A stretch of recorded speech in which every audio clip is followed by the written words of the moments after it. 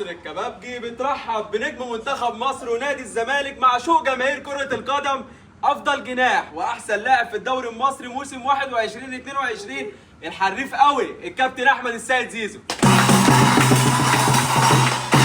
قصر الكبابجي اتشرف بزيارة حضرتك ومنور قصر الكبابجي.